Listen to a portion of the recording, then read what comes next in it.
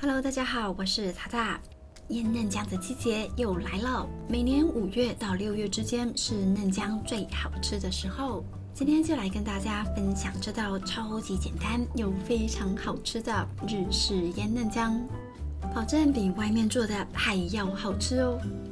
准备大约400到500克左右的嫩姜，尽量挑选这种前端有粉色的嫩姜，这样做出来的嫩姜颜色会比较好看。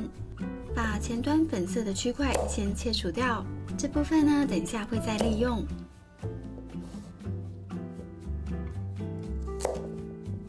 像这种有点瑕疵的就切掉不要了。这一块有些长芽，这部分也一并切除掉。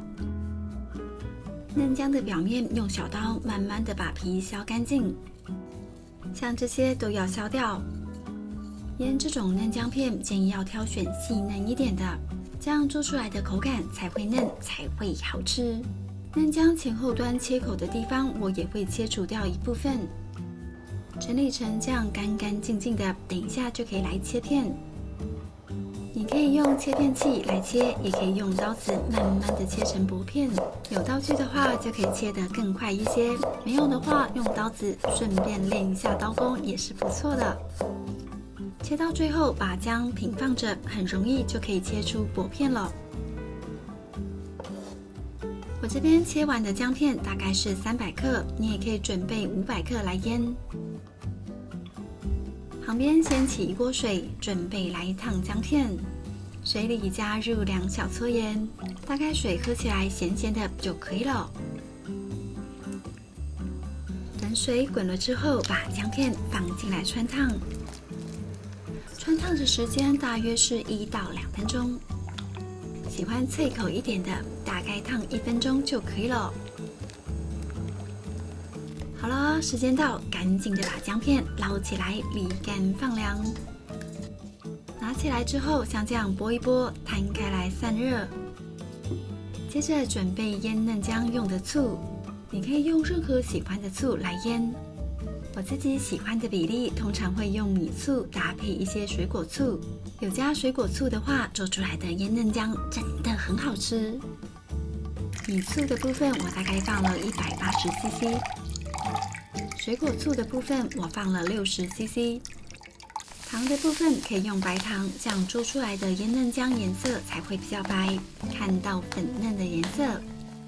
但是我没有用白糖的习惯，用的是法国的蔗糖，做出来的颜色呢就会带有一点琥珀色。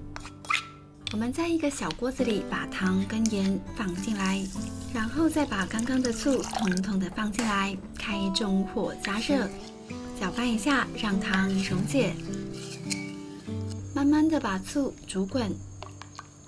等醋滚了之后，我们把刚刚的嫩姜头放进来一起煮。如果你用的是白糖，就会看到液体慢慢的转为淡淡的粉色。现在让这锅醋煮滚1到2分钟，再关火，这样才能降低醋的呛味。现在这些姜片已经放凉了，双手像这样平放，把嫩姜多余的水分沥掉，不要捏成一球来挤干水分哦，这样嫩姜会不脆。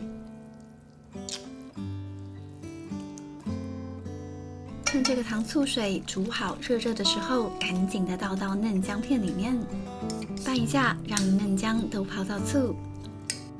我们先这样放凉一下。如果你次做很多嫩姜，也可以煮沸消毒一下瓶子来保存做好的腌嫩姜。我们家都很爱吃，一下就吃完了，我就用这种普通的玻璃容器装。把放凉的嫩姜片放进来，腌嫩姜的糖醋水也通通倒进来，调整一下位置，盖上盖子就可以放冰箱静置了。腌嫩姜超级简单，像这样冰1天，隔天味道融合就会变得超级好吃的。好了，时间过了1天，冰冰凉凉、酸酸甜甜，超级好吃的腌嫩姜就完成啦。这个腌嫩姜的颜色呢，因为用了蔗糖的关系，颜色呈现琥珀色，其实看起来更有高级感，味道吃起来也非常的好吃。我觉得比寿司店还要好吃哦。腌嫩姜不仅可以搭配生鱼片一起享用，也可以简单搭配饭团一起吃。捏饭团的时候，手可以先用冰水洗一下，这样手就可以暂时的降温。然后手上再撒上一些盐，可以减少米粒沾黏的情况。接着把热热的白饭放在掌心，双手像这样捏合，就可以捏出三角形的饭团啦。捏好之后呢，再贴一张海苔，就有可爱的样子了。通常一个三角饭团大概95到105克之间是最好捏的分量。其实这个饭团单吃也超好吃的，带有米粒的香甜，搭配一点腌嫩姜一起吃更开胃。这个腌嫩姜真的超级好吃，酸酸甜甜，吃起来脆脆的，很容易一口接一口停不下来。